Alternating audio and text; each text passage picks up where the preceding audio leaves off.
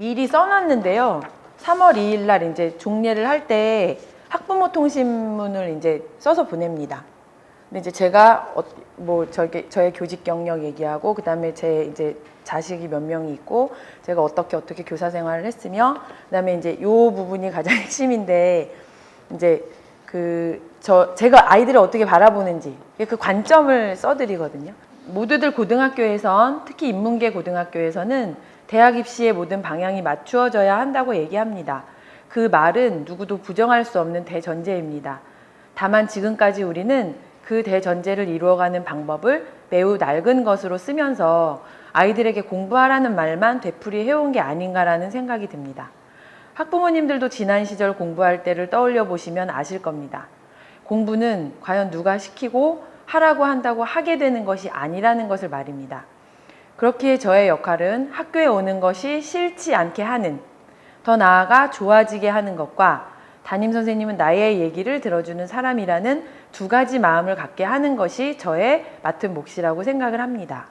공부처럼 자발성을 필요로 하는 것이 없기 때문에 우선 학교에 오는 것이 즐겁고 담임 교사를 믿게 한다면 그 다음은 아이들의 몫이라고 생각을 합니다.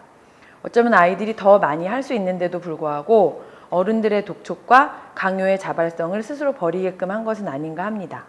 아이들은 자극을 주고 듣게 하고 보게 하면 그 다음 단계로 나갑니다. 청소년기의 아이들 중 자기가 미래에 무엇을 할 것인지를 명확히 알고 준비하는 아이가 과연 몇 명이나 될까요? 저도 돌이켜 생각해 보면 청소년기에 제가 교사가 되고 싶다는 생각을 해본 적이 없었습니다. 가뜩이나 아이들은 미래에 대한 불안함을 안고 있는데 그 상황에서 어른인 저와 부모들이 해야 할 일이 과연 무엇인가에 대해 함께 고민하는 한 해가 되기를 소망합니다. 아이들은 어른의 뒷모습을 보고 자란다고 합니다. 저도 늘 제 뒷모습에 주의를 기울이는 담임교사가 되도록 노력하겠습니다. 보통 저는 이런 사람입니다 라고 얘기를 해드리면 정말 특이한 부모님이 아닌 이상은 담임 선생님의 관점과 방향을 따라주시는 것 같아요. 제가 봤을 때는.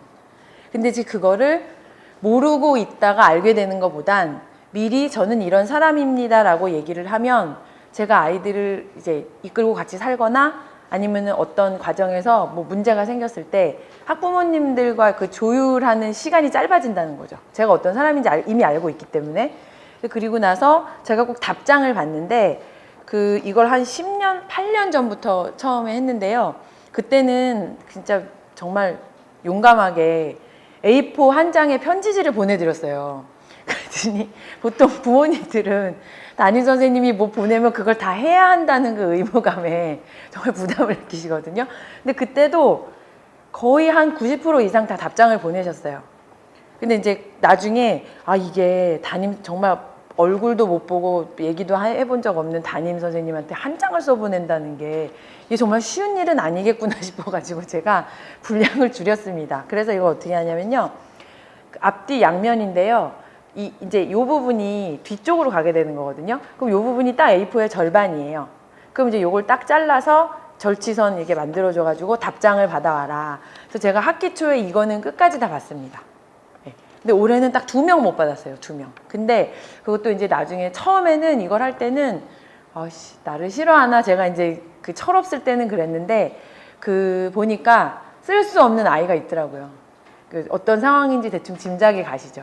근데 이제 가장 기억에 남는 게 올해 같은 경우는 저희 반 학부모님 한 명이 정말 이 반페이지 제가 사진을 찍어놨는데 이 반페이지를 꽉 채워서 보내셨는데 그 어머니 말씀이 뭐라고 하셨냐면 남편하고 연애할 때 편지를 써보고 편지를 처음 써본다. 그래서 밤늦게 11시쯤인가 퇴근을 하셨는데 너무 설레는 마음으로 선생님께 답장을 쓴다. 그러면서 거의 소설 같은 이렇게 편지를 써서 보내신 거예요. 그래서 제가 그거를 몇 번을 두고두고 읽었었고, 그다음에 이제 몇 년 전에는 저희 반에 할머니가 키우는 아이가 있었는데, 이제 제가 봤을 때는 아마 그 친구가 할머니를 졸라댄 것 같아요. 다른 애들 다 답장을 내는데 자기만 못 내는 게 싫으니까 할머니를 막 졸라서 이제 답장을 보내온 게 뭐였냐면 정말 할머니의 글씨로 저희 손주를 잘 부탁드립니다. 제가 배운 게 없고 가진 게 없어서 자주 찾아뵙지는 못하겠지만 잘못하면 꾸짖어 주시고 잘하면 칭찬해 주십시오. 누구누구 할머니 올림 이렇게 쓰셨는데 진짜 똑바로 살아야겠다는 생각이 또 들더라고요.